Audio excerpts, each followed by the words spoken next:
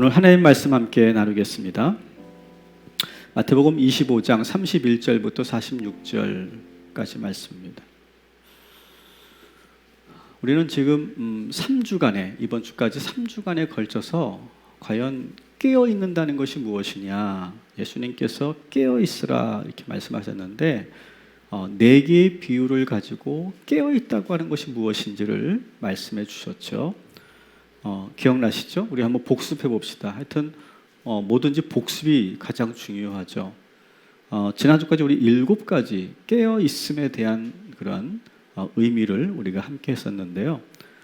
우리 첫 번째 하면 읽어 주십시오. 첫 번째, 이치를 잘 지키라. 두 번째, 과거 경험에 의존하지 말고 상황이 어떻게 달라지고 있는지 계속 관찰하라. 세 번째, 앞으로 달라질 미래를 준비하라. 변화는 갑자기 찾아오지 않는다. 네 번째, 불확실한 현실을 두려워하지 말고 기회로 붙잡으라. 다섯 번째, 부정적인 감정에 빠지지 말라. 여섯 번째, 잘못된 생각에서 속지 말고 벗어나라. 일곱 번째. 생각을 기도로 바꾸어라. 네, 이것이 우리가 지금까지 함께 나누었던 깨어 있다라고 하는 것의 의미였다 이렇게 말씀드립니다. 오늘은 이제 마지막 깨어 있다고 하는 것이 무엇인지를 마지막 비유를 통해서 우리가 함께 하려고 하는데요. 이 비유는 4개의 깨어 있음에 대한 비유의 마지막이기도 하고요. 또한 예수님의 사역의 마지막 설교이기도 하고 성전에서 하셨던 마지막 설교이기도 합니다. 그래서 마지막 설교인데 그 내용 역시 이 세상의 마지막 때의 이야기를 비유로 설명하고 계십니다. 이 말씀을 끝나고 나서 26절부터는 예수님께서 본격적으로 십자가의 고난을 당하시는 그런 장면이 숨가쁘게 진행이 되죠. 자, 오늘 우리가 본문으로 삼고 있는 이 비유는 어떤 비유냐? 따라합시다. 양과 염소의 비유. 아마 성경을 많이 읽으셨거나 또 신앙생활 오래 하신 분들은 이미 잘 알고 있는 말씀입니다. 근데 이 양과 염소의 비유는 마지막 설교답게 마지막 때에 어떤 일이 일어날지를 설명하시는데 오늘 말씀은 주님이 재림하셔서 심판하시는 장면으로 시작됩니다. 어떤 광경인지 한번 우리 31절, 33절 같이 한번 읽어보겠습니다. 인자가 자기 영광으로 모든 천사와 함께 올 때에 자기 영광의 보좌에 앉으리니 모든 민족을 그 앞에 모으고 각각 구분하기를 목자가 양과 염소를 구분하는 것 같이 하여 양은 그 오른편에 염소는 왼편에 두리라. 아멘. 자, 주님이 재림하시는 거예요. 영광 중에 재림하시고 보좌에 앉으세요. 그리고 모든 민족을 모이게 하십니다.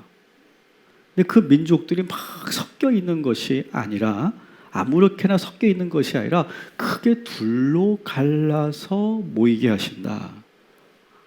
어떻게 크게 둘로 나뉘냐면 양이라고 하는 그룹, 양과 염소인데 이 양 그룹에는 오른편에 서게 하고 염소 그룹은 왼편에 서게 하신다 이렇게 되어 있어요. 그런데 이 상황은요, 그 당시 유대 팔레스타인 지역에서 이 목축을 하던 그러한 그 모습을 그대로 이 비유를 말씀하시는 거예요. 그 당시 팔레스타인에서 목축을 할 때는요 이렇게 합니다. 목자가 낮에는 양과 염소를 다 섞어놓고 방목을 합니다. 마음껏 풀을 뜯게 하고 그리고 뭐 양과 염소를 구별하지 않고 이렇게 돌봅니다. 그다가 저녁이 되어서 목장으로 오면요 반드시 양과 염소를 구별합니다. 이게 왜 그러냐 하면 양은요 체질적으로 추위에 강해요. 다시 말하면 더위에 약해요. 다르게 말하면. 그리고 이 양들은요 털 보세요. 털 북실북실 하잖아요. 그래서 웬만한 추위에 이 양들은 떨지 않습니다. 그러니까 이 양들은 어떻게 하냐면 신선한 공기를 마실 수 있는 그냥 밖에다가 그대로 그 지붕이 없는 우리에다가 이렇게 양들을 몰아넣습니다. 근데 반대로요, 이 염소는 추위에 약해요. 그래서 신선한 밤 공기나 어떤 그런 찬이슬을 맞으면 병에 걸릴 수 있기 때문에 지붕이 있는 곳으로 들여보내는 거예요. 그래서 예수님께서 비유를 말씀하실 때 그 시대의 목축업의 그 상황을 그대로 차용해서 모티브로 해서 이 말씀을 하고 계신다라고 하는 것을 우리가 여기서 볼 수 있습니다. 오늘 이 말씀은 이런 거예요. 주님이 오시기 전까지는 우리는 다 섞여 있다는 거예요. 그죠? 주님이 오시기 전까지는 누가 선한 사람이고 누가 악한 사람이고 누가 예수 믿는 사람이고 누가 예수 안 믿는 사람이고 그런 거 상관없이 다 섞여 있어요. 여러분 사회생활할 때 우리가 예수 믿는 사람하고만 거래하고 기독교 기업만 갑니까? 그렇지 않잖아요. 안 믿는 사람도 자기들끼리만 모입니까? 그렇지 않아요. 우리는 다 섞여 살아요. 그죠? 그래서 누가 양인지 누가 염소인지 구별이 안 갑니다. 누가 오른편에 서게 될지 누가 왼편에 서게 될지 아직도 아무도 모르는 거예요. 그런데 주님이 오시면 어떻게 됩니까? 둘로 싹 갈라놓으신다는 거예요. 그리고 확연하게 그것이 드러난다는 거예요. 근데 이렇게 둘로 가르는 기준이 무엇이냐라고 하는 것인데 그 기준은 바로 뭐냐면 오른편으로 들어가는 그 양의 그룹에 속하는 사람들은 이런 사람들이다. 이렇게 소개하고 있습니다. 35절부터 36절 같이 읽습니다. 내가 줄일 때에 너희가 먹을 것을 주었고 목마를 때에 마시게 하였고 나그네 되었을 때에 영접하였고 헐벗었을 때에 옷을 입혔고 병들었을 때에 돌보았고 옥에 갇혔을 때에 와서 보았느니라. 네, 아멘. 이런 사람들은 양의 그룹에 속하고 오른편에 들어가게 되고요. 자, 반대로 염소 그룹에 속하는 왼편에 들어가는 사람들은 어떤 사람들이냐? 42절부터 43절 시작. 내가 줄일 때에 너희가 먹을 것을 주지 아니하였고 목마를 때에 마시게 하지 아니하였고 나그네 되었을 때에 영접하지 아니하였고 헐벗었을 때에 옷 입히지 아니하였고 병들었을 때와 옥에 갇혔을 때에 돌보지 아니하였느니라 하시니. 아멘. 자, 근데 이 두 말씀을 우리가 비교해 보면서 우리가 착각하게 되는 게 있어요. 그게 뭐냐면 착하게 살면 오른편, 그리고 착한 일을 아는 사람은 왼편, 이런 거구나, 이렇게 착각할 수 있다는 거예요. 다시 말하면 어떤 윤리적인 도덕적인 그런 행동이 구원의 기준이구나, 이렇게 볼 수 있는데 그것은 우리가 오해하는 거예요. 단순히 배고프고 목마르고 헐벗고 옥에 갇힌 불쌍한 사람을 돌봤느냐 안 돌봤느냐가 기준이 아니라는 거예요. 실제로 심판받는 이 오른편에 있는 사람과 왼편에 있는 사람이 주님께 이렇게 묻습니다. 특별히 오른편에 있는 사람은 깜짝 놀래요. 뭐라고 어떻게 놀리냐면, 주여, 제가 언제 배고프고 목마르고 헐벗고 옥에 갇힌 사람들을 돌보았습니까? 저는 그렇게 누군가를 돌봐준 기억이 없습니다.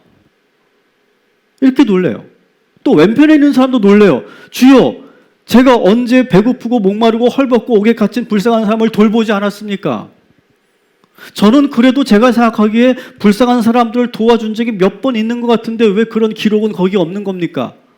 이렇게 놀래요. 양쪽 다 놀랜다는 거예요. 근데 여러분, 오늘 이 35절, 42절 이 두 대비되는 말씀에서 뭘 중요하게 봐야 되냐면, 따라합시다. 내가라고 하는 걸 봐야 돼요. 그러니까 단순히 불쌍한 사람을 돌봐주느냐 불쌍한 사람을 안 돌봐주느냐가 아니라 그 헐벗고 배고프고 목마른 사람이 누구예요? 예수님이라는 거예요. 내가라고 하는 거예요.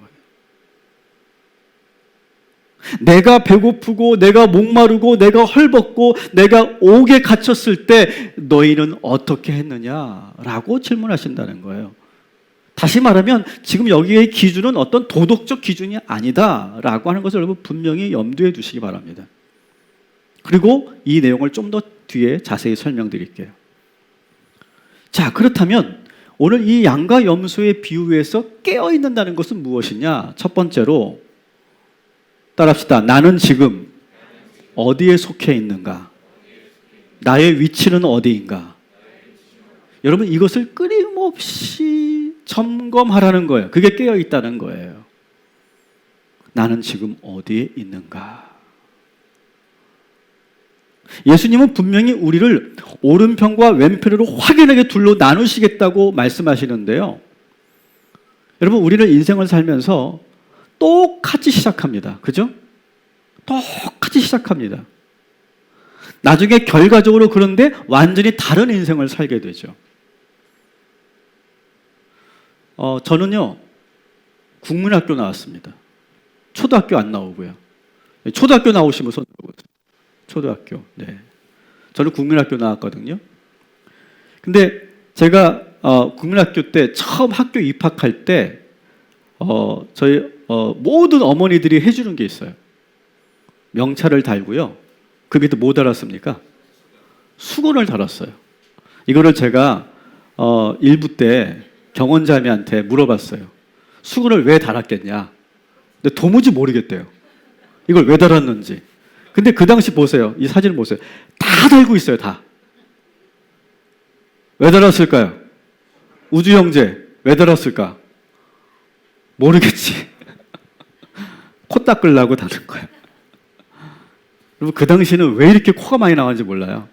그것도 누런 코. 그죠? 하얀 코도 아니에요. 누런 코가 여기까지 나와요. 이렇게 하고 또 마시고.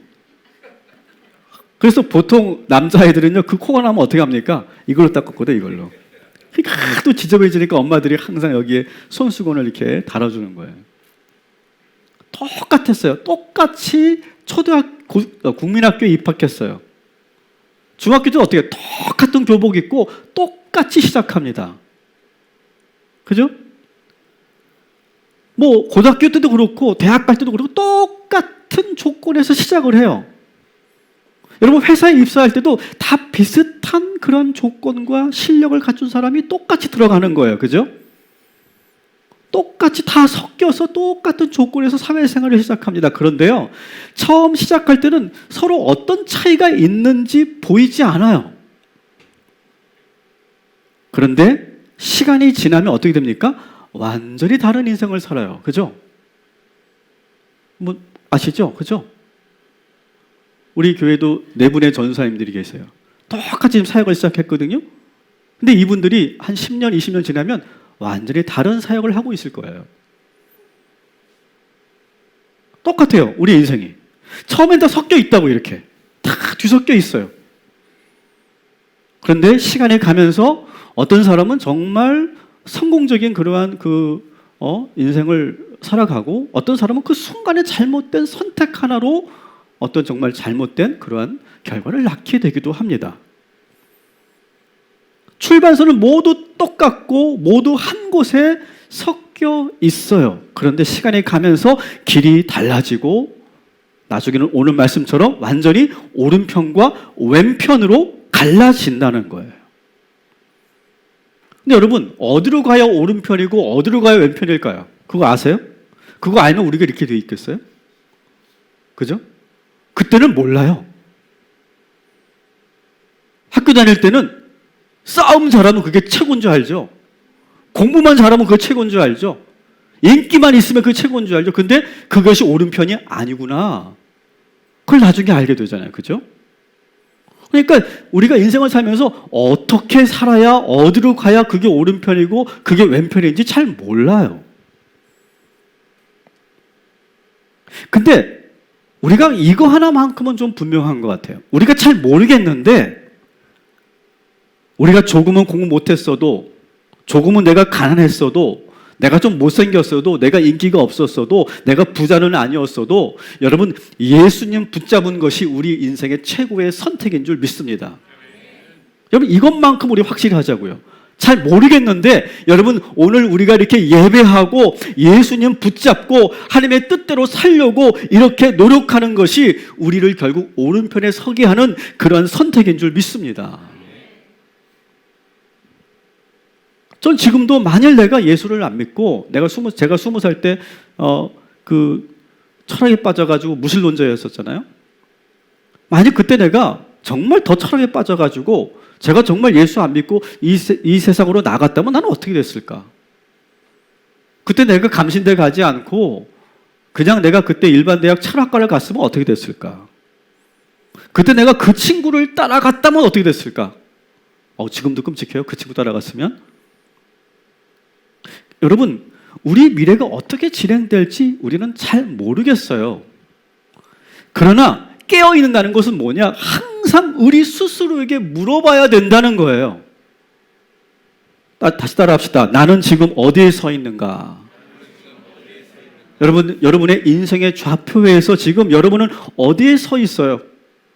여러분, 이 세상의 좌표 속에서 여러분 지금 어디에 위치하고 있습니까? 또 따라합시다. 나는 지금 어디로 가고 있는가? 나는 지금 오른편으로 가고 있는가? 왼편으로 가고 있는가? 여러분, 길은 모르겠는데요. 계속해서 깨어있다는 건 뭐냐? 이런 질문을 하면서 걸어가는 거예요. 그런데 이 질문들을 한마디로 말하면 뭐냐? 따라합시다. 주님이 원하시는 길은 어디인가? 이 질문을 매일매일 하면서 걸어가는 거예요.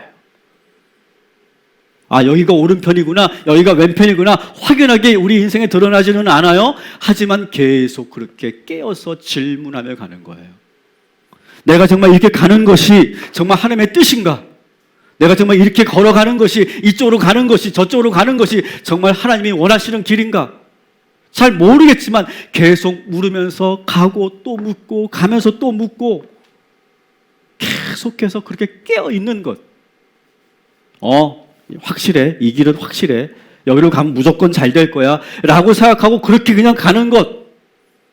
실력만 키우면 될 거야. 공부만 잘하면 될 거야. 인기만 많으면 될 거야. 권력만 얻으면 될 거야. 돈만 있으면 될 거야. 그렇게 깨어있지 않고 거기에만 그냥 눈 감고 그렇게만 가면 여러분, 그것은 죽어 있는 거예요. 내가 지금 힘이 있어도, 돈이 있어도, 성공했어도, 내가 공부를 잘해도, 내가 좋은 직장에 다니고 있어도 끊임없이 물어야 된다는 거예요. 내가 지금 어디로 가고 있는가? 나는 지금 오른편으로 가고 있는가? 왼편으로 가고 있는가? 주님이 원하시는 길은 어디인가? 여러분, 깨어있다는 것은 끊임없이 내 자신에게 그렇게 묻고 질문하고 성찰하고 그리고 주님께 구하고 기도하는 것이 깨어있는 것인 줄 믿습니다. 두 번째, 오늘 깨어있다고 하는 것은 무엇이냐? 따라합시다. 내 문제에 매몰되지 말고 주변을 돌아보라. 자, 오늘 말씀이 아주 놀라운 이유는요, 그 기준이, 오른편과 왼편을 구분하는 기준이 나오는데요. 40절 한번 읽겠습니다. 시작. 임금이 대답하여 이르시되 내가 진실로 너희에게 이르노니 너희가 여기 내 형제 중에 지극히 작은 자 하나에게 한 것이 곧 내게 한 것이니라 하시고. 아멘. 지극히 작은 자에게 한 것이 나에게 한 것이다. 이것이 기준이다. 오른편과 왼편의 기준이다. 이렇게 말씀하세요. 여러분, 그 당시 유대 사회를 제가 몇 주간에 걸쳐서 말씀드렸죠. 그 당시 유대 사회가 상당히 정치적으로, 사회적으로, 경제적으로 대단히 어려운 시대다. 그러다 보니까 이 유대인들은 어떤 마음을 가졌다고요? 각자 도생. 내 목숨 하나 부지하는 것이 목표예요. 오늘 사회부장님이 오늘 기도하시는 오늘 말씀과 너무 잘 맞는 기도를 해주셨는데, 이 코로나로 인해서 우리는 지금 어때요? 나 하나 지금 병 안 걸리고 나 하나 전염되지 않는 것에 우리는 지금 거기에 지금 매몰되어 있죠.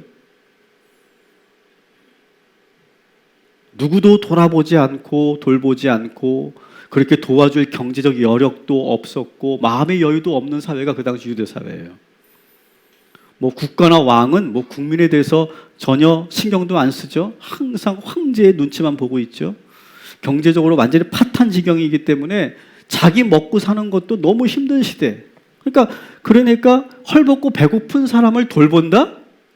이거는 그 당시 사회에서 있을 수 없는 거예요. 자기 생존을 위해 안간힘을 쓰며 살아도 사라지지 않는 사회. 지극히 작은 자에게 무엇을 한다는 것이 거의 불가능한 사회가 그 당시 사회였다는 거예요. 그런데 오늘 뭐라고 말씀하세요? 그런 사회적 풍토 속에서도 뭐합니까? 지극히 작은 자에게 한 것이 나에게 한 것이다. 그게 기준이다. 근데 오늘 본문에 보니까 이 오른편에 들어간 사람이 놀라워한다고 그랬죠. 저는요 왕이시여, 저는 그렇게 살아본 적이 없습니다. 제가 언제 그렇게 헐벗은 자들을 돌보고 내 옷 입혀주고 병든 자들과 옥에 갇힌 자들을 우리가 어떻게 돌보았습니까? 저는 그렇게 한 기억이 없습니다 라고 솔직히 고백해요. 38절 39절에 보니까 기억나지 않는다는 거예요. 왜 왕이 나를 오른편으로 두셨는지, 왜 나를 지금 칭찬하고 계시는지 나는 도무지 모르겠다는 거예요. 근데 반면에 왼편에 있는 사람은 뭐라고 합니까? 44절을 한번 읽어볼게요. 44절 시작. 주여 우리가 어느 때에 주께서 줄이신 것이나 목마르신 것이나 나그네 되신 것이나 헐벗으신 것이나 병드신 것이나 옥에 갇히신 것을 보고 공양하지 아니하더니까. 아멘. 반대로 아니 왕이시여, 저는 분명히 했습니다. 저는 후원도 하고요, 기부도 하고요, 헌금도 많이 했고요, 매월 단체에 제가 후원도 많이 했는데 왜 그런 것들을 기억하지 못하십니까? 라고 지금 오히려 항변해요. 오히려 오른편에 있는 사람은 저는 그렇게 한 적이 없습니다 라고 그렇게 고백하는데, 왼편에 있는 사람은 나는 그렇게 했습니다 라고 말하고 있다는 것이죠. 여러분, 깨어있다는 건 뭐냐? 현재 나의 문제에 매몰되지 않고 항상 주변을 살피고 돌보는 마음이 깨어있는 마음인 줄 믿습니다. 여러분, 나에게만 매몰되어 있다는 건 영적으로 죽은 거예요. 잠들어 있는 거예요. 우리는 코로나 기간 동안에 끊임없이 우리는 선교지와 여러 교회들을 위해서 기도했습니다. 매일매일 기도했습니다. 그 의도가 뭐라고 생각하세요? 오늘 말씀에 근거한 거예요. 여러분, 어쩌면 그런 생각 들었을 거예요. 지금 내 문제도 석자, 내 코가 석자고 내 문제가 더 큰데 뭐 선교지까지 어떻게 기도하고, 어떻게 그런 교회들까지 내가 어떻게 여력을 가지고 내가 기도할 수 있고, 어떻게 내가 지원하고 어떻게 도울 수 있어. 그런 마음을 가지셨겠지만 그래도 계속해서 구시 기도를 통해서, 계속 하나님 말씀을 통해서 계속 제가 말씀을 드렸기 때문에 여러분들이 그래도 주변을 돌아보는 기회가 됐을 거예요.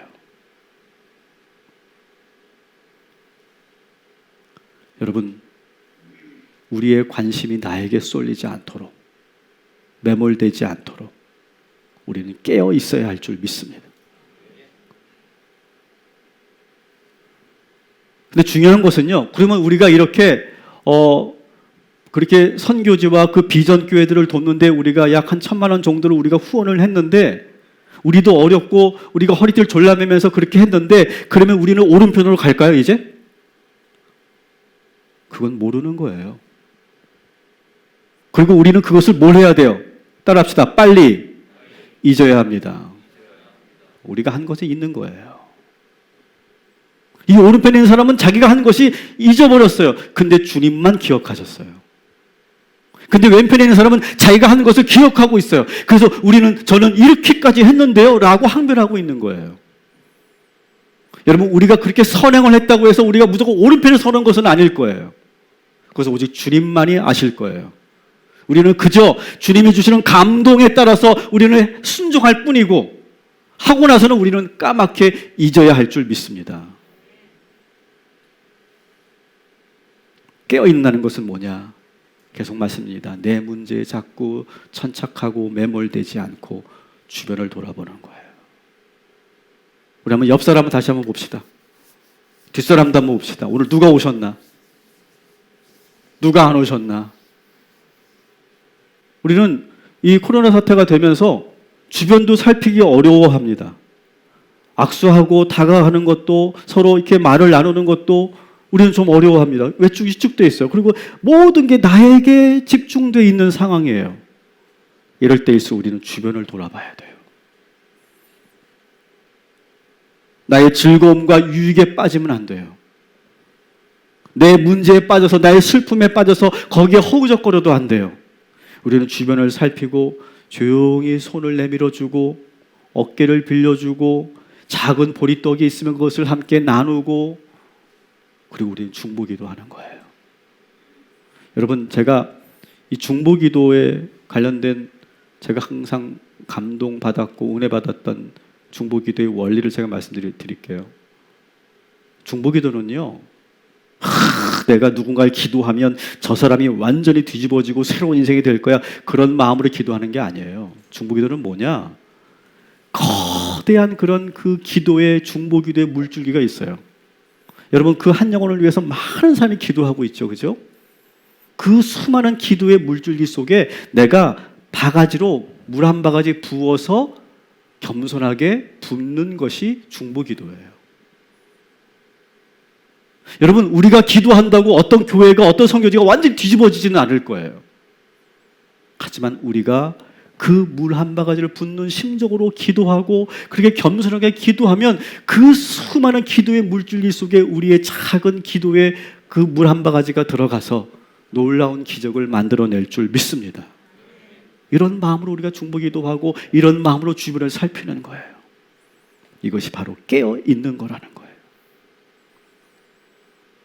마지막으로 오늘 깨어 있음의 궁극적인 그 말씀이 여기 있습니다. 따라합시다. 예수님이 계신 곳으로 가야 한다. 여러분, 궁극적으로 깨어 있다는 건 뭐냐? 내가 지금 어디에 서 있는가? 이런 철학적 질문으로 끝나는 게 아니에요. 내가 어려운 이웃을 돌봐주는 어떤 도덕적 삶을 산다, 이것이 깨어있는 것의 전부가 아니에요. 깨어있다는 것은 뭐냐? 예수님이 계신 곳을 지향하는 거예요. 예수님이 계신 곳으로 가는 것이 깨어있는 거예요. 여러분에게 질문 드릴게요. 여러분, 우리가 드리는, 예배 드리는 이곳에 예수님이 계실까요? 안 계실까요? 제가 그렇게 쉬운 질문임을 하겠어요? 여러분, 이곳에 예수님이 안 계십니다. 안 계세요. 몹시 당황스러워 하시는데요. 그러면 예수님은 어디에 계실까요? 35절부터 36절. 예수님이 계신 곳이 어디인가를 한번 봅시다. 시작. 내가 줄일 때에 너희가 먹을 것을 주었고, 목마를 때에 마시게 하였고, 나그네 되었을 때에 영접하였고, 헐벗었을 때에 옷을 입혔고, 병들었을 때에 돌보았고, 옥에 갇혔을 때. 아멘. 예수님은요, 지금 어디에 계십니까? 예수님이 계신 곳은요, 배고파하고 굶주리고 목말라하고 고통스러워하고 있는 그 사람들이 있는 곳에 우리 예수님은 가 계신 줄 믿습니다. 지금 잘 곳도 없어서 길에서 웅크리고 잠을 억지로 청하고 있는 그들에게 우리 주님은 계십니다. 지금 오늘 이 예배를 드리고 싶어도 병이 있어서, 질환이 있어서 이 예배당에 찾지 못하는 그 사람들에게 우리 주님은 가 계신 줄 믿습니다. 예수님 지금 어디 계실까요? 여러분, 이번 코로나로 인해서 35만 명이 죽었대요. 그 죽어가는 그 환자들과 그 가족들과 함께하고 계시는 줄 믿습니다. 지금도 눈물 흘리며 죽은 그 가족을 위해서 오열하고 있는 그들에게 우리는, 주님은 가 계시는 거예요. 저는 지난 한 주간 뉴스를 들으면서 울컥했던 그런 보도가 하나 있었어요. 나이가 50이 넘으니까 가끔 이렇게 울컥울컥 하는 것 같아요. 근데 한 청년이에요. 남자 청년인데 대학을 다니다가 학비가 없어서 휴학을 했대요. 근데 부모님에게 더 이상 의지할 수 없어서 학원에 가서 아르바이트를 시작했는데 한 달도 되지 않아서 문을 닫은 거예요. 그러니까 생활비도 없고 어떻게 생활할 수가 없으니까 물류센터에 가서 일을 했는데 이틀 만에 확진자가 나왔어요. 그래서 격리됐어요. 모르겠어요. 왠지 모르겠지만 나는 이 청년의 이야기를 이렇게 뉴스로 들으면서 이렇게 막 가슴이 막 울컥하더라고요. 뜨거운 게 올라오더라고요. 저는 그 청년이 어디에 사는지 누구인지 잘 모릅니다. 그걸 보도하지도 않았기 때문에. 저는 그 순간에 기도했어요. 주님, 그 청년과 함께하여 주시옵소서. 제가 기도하고 나서 주님이 가신 것은 아니죠. 이미 주님은 그 청년과 함께하고 계시는 줄 믿습니다. 우리 주님은요, 배고프고 목마르고 헐벗고 병들고 갇힌 자들과 함께 함께 하시는 주님이세요. 전 그래서 우리 주님이 좋아요. 저는 그래서 우리 아버지 하나님을 경외하고 우리 주님을 찬양해요. 여러분, 만일 우리나라 대통령이 이 엄중한 시기에 저하고 골프를 치고 있다, 어떻게 생각하세요? 배가 가라앉고 있는데 늦게 일어나서 침대에서 드라마 보고 있다. 여러분, 그분이 우리의 지도자입니까? 지금은 우리와 함께 할 때가 아니라 아무 옷이나 걸치고 다크서클이 여기까지 내려와도 너무 피곤해서 입술이 부르트고 그 고통 속에 있어도 그 국민들의 고통과 함께 할 때 그가 우리의 지도자 아니겠어요? 예수님은 바로 그런 분이시라는 거예요. 그래서 이곳에 계시지 않다는 거예요. 따라합시다. 지금 우리와 함께 하지 않으시는 예수님, 감사와 찬양을 올려드립니다. 여러분, 동의하시면 아멘 하시기 바랍니다. 자, 그렇다면 우리는 예수님이 여기 계시지 않는데 왜 예배할까요? 예수님이 여기 계시지 않고 예수님이 우리와 함께 하지도 않는데 우리 여기서 왜 모여 있는 거예요? 지금은 헛일을 하고 있는 걸까요? 우리는 예배드리면서 뭘 하는 걸까요? 주님이 계신 곳을 지향하는 거예요. 주님이 어디에 계신가를 바라보는 거예요. 여러분, 처음에 이 예수님의 제자들이 처음부터 그 십자가 길을 걸어간 게 아니거든요. 예수님이 홀로 십자가의 길로 걸어서 골고다로 올라가실 때 멀찍이 있었어요. 제자들은요.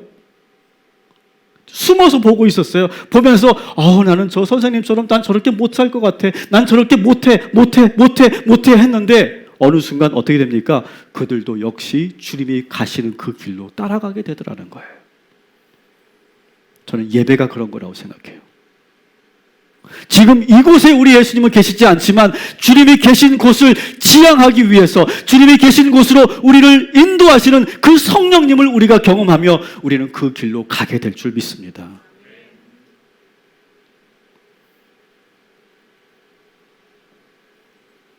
지금 나하고만 함께 계시고 내 기도만 들어주시고 나만 사랑하시는 예수님이 아니라 지금 이 자리에 계시지 않은 우리 주님이 계신 곳을 바라보고 주님이 지금 어디에 계신가를 끊임없이 물으며 깨어있는 저와 여러분이 되기를 주님의 이름으로 축원합니다. 그래서 여러분, 이 깨어있음의 궁극적인 마지막 결론은 뭐냐? 지금 여기에 예수님이 계시는가라고 하는 거예요. 따라합시다. 지금 여기에 예수님이 계시는가? 여러분, 이것을 늘 물으시며 여러분, 그 질문을 하면 답이 보일 거예요. 내가 지금 무엇을 해야 되고 내가 무엇을 하지 말아야 할지, 지금 내가 어떻게 살아야 할지 이 질문에 답이 나올 거예요. 지금 우리가 예배하며 주님이 계신 곳을 바라보지만 우리가 성령 강림절을 보내면서 우리에게 성령님의 감동을 주셔서 주님이 계신 그곳으로 우리 스스로 가게 될 줄 믿습니다. 저는 6월 한 달 동안 성령 강림절을 맞아서 우리가 이 파송의 찬양으로 성령이 오셨네, 이 찬양을 우리가 부르게 될 텐데 그 가사를 우리가 찬양 부를 때 한번 음미하기 위해서 다시 한번 소개해드리면, 허무한 시절을 보내고 깊은 한숨을 내쉬는 이들을 보시며 탄식하시는 주님, 그들과 함께 하시는 주님, 성령께서 그들에게 함께 하시고 우리에게 그 성령이 임하셔서 주님이 탄식하시는 그곳으로 가게 하시고 이끄시는 성령님, 여러분, 그 체험이 우리에게 있게 되기를 주님의 이름으로 축원합니다. 말씀을 이제 마칩니다. 여러분들에게 문자를 지금 보내드릴 겁니다. 보냈습니까? 문자를 보냈습니다. 핸드폰을 펴시면 여러분들에게 이 깨어있음에 대한 10가지를 십계명처럼 돌판에 새겨서 여러분들에게 보내드렸습니다. 여러분 항상 깨어 있으시기 바랍니다. 그리고 이 말씀대로 깨어서 우리가 살 때 우리 주님께서 함께하여 주실 줄 믿습니다. 자, 받으신 내용을 보시고 아직 안 왔으면 우리 PPT를 보고 우리 10가지를 다시 한번 선포하고 오늘 말씀을 마치도록 하겠습니다.